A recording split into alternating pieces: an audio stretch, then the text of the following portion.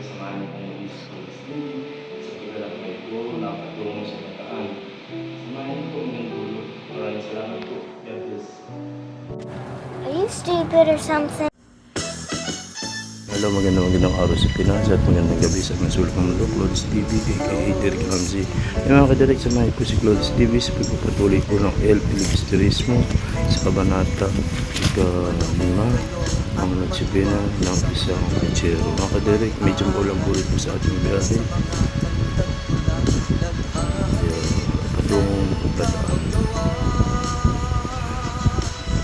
Ang nagsipina ng isang kutsero na dumating sa Basilio sa San Diego ay sa kasalukuyang ililibot ang presisyon para sa nagsipina sa mga lansangan.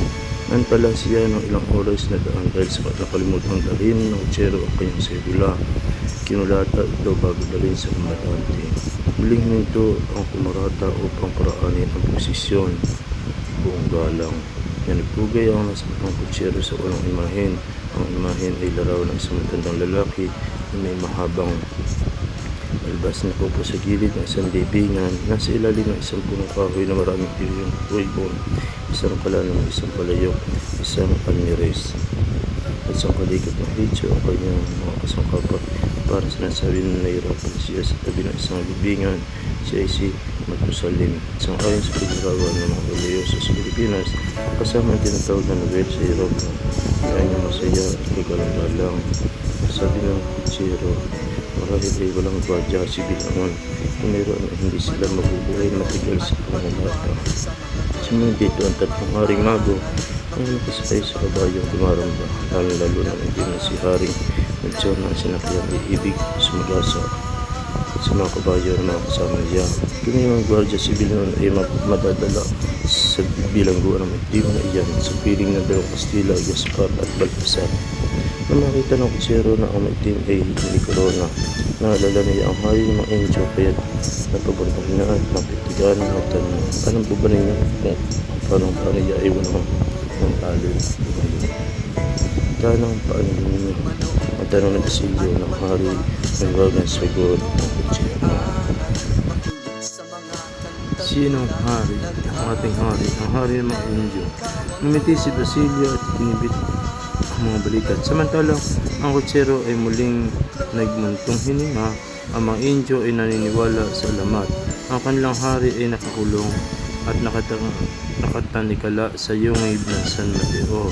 Darating ang araw at si palalayain. Sa bawat 100 taon, inalalagot daw ang isa niyang tanikala. Kaya't nakakalag na marahil ngayon ang kanyang mga kamay at kaliwang paa. Ang natira lamang ay ang kanan niyang paa. Kung nagpupumiglas ang hari ay lumilindol at yumayanig ang lupa. Nakapakalakas niya.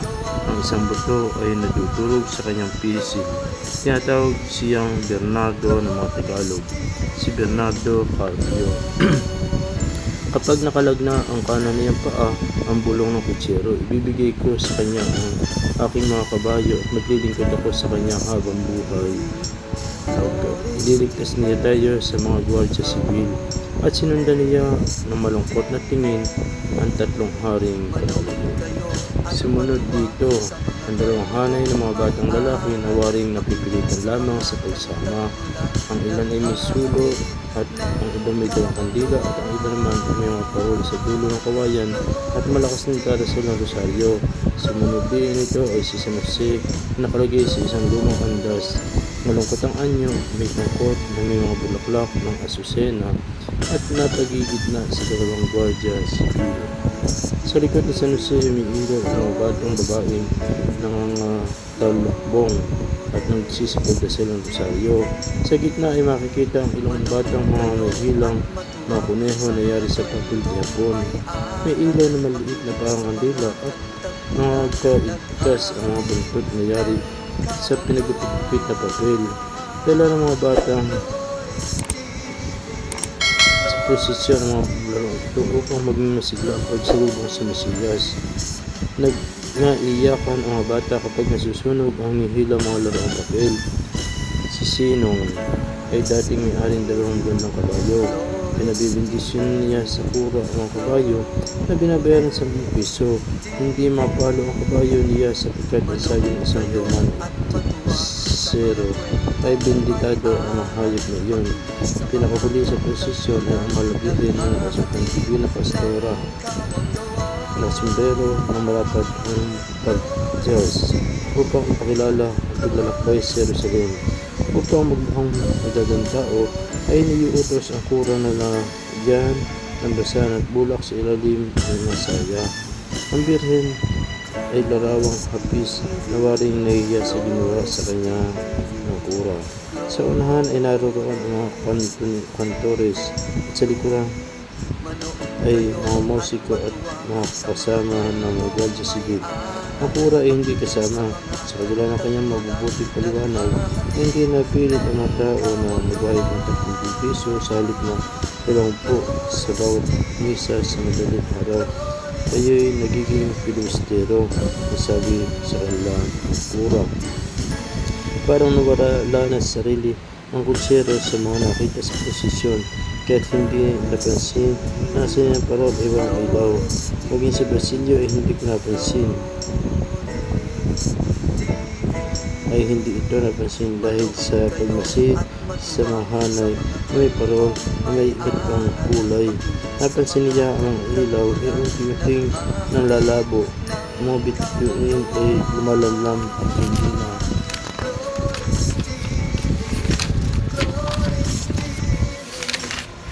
At hindi na ngayon marami ang mga palamuti at palawit na tulad ng mga nagdaang taon.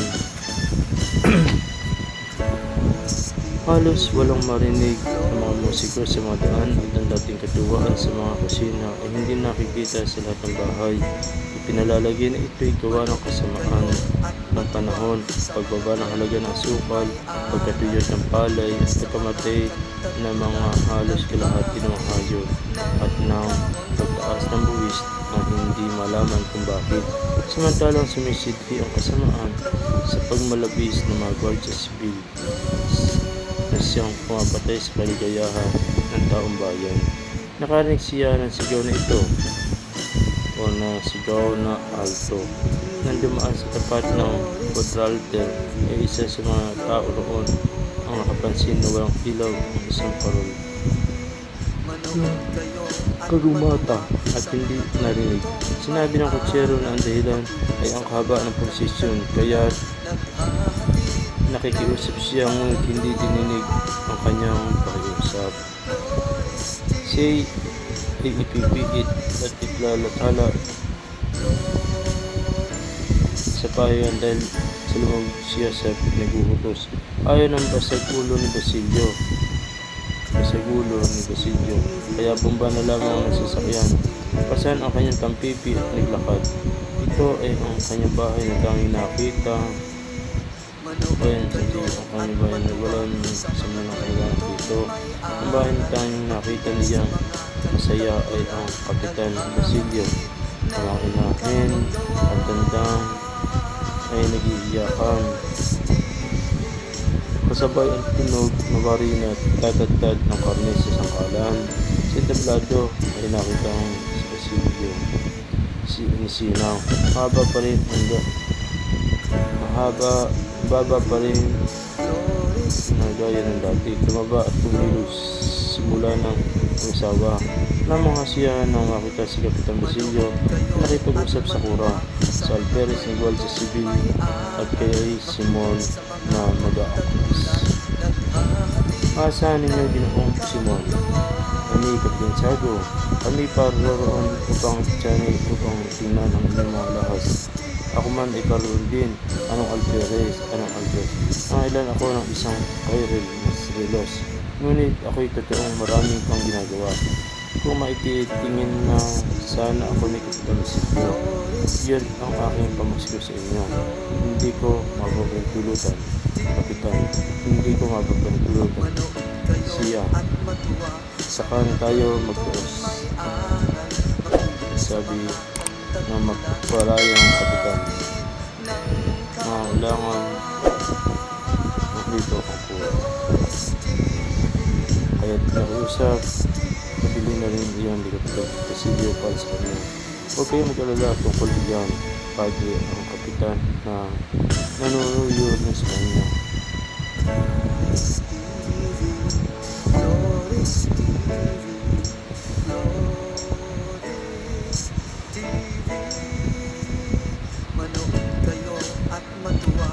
Patunay lamang ang puro ay mahilig din sa samahan.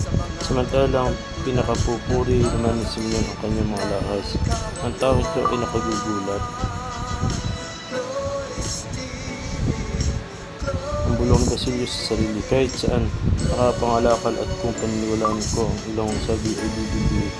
Pero niya ang islang Panginoon, mga alahas sa mababang halaga, kanya rin bibili upang panregalo. Ang lahat sa lupa ito ay nakapangalakal maliban sa amin. Nagtungo si Basilio sa kanyang tahanan ito na Kapitan Tiago at tinitira ng isang katiwala. Hinihintay siya upang balitaan ang katiwala na may malaking pagdala sa kanya. Mula nang makita siyang umopera ang dalawang manggawa ay napipit ang isa'y natatapon sana sa malayong bayan, namatay ang isa bilang kalabaw. Iyan at iyan din, matandang balita ang payamot na sabi ni Basilio. Sa tuwi-tuwi na ay ganyan ang sinasalubong niyo sa akin. Ang binata ay hindi naman bagsik, ngunit dahil sa siya'y madalas makagalitan ni Kapitan Tiago, kaya ang nanggagantihan ay mga nakabababa sa kanya. Ang matanda ay naghanap ng ibang maibabalita.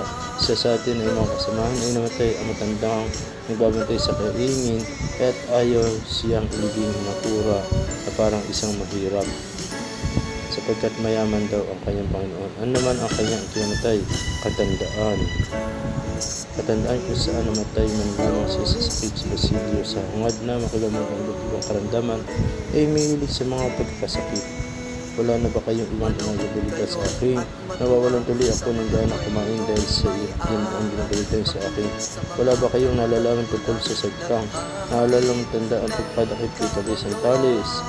Pinalita ito ng isip ng malalim si Basilio at hindi nakindo. Nawalan na ng tuluyan ang gana sa pagkain.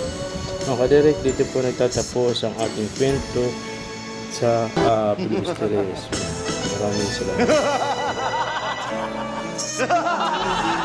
Excellent. Bye. Have a great time.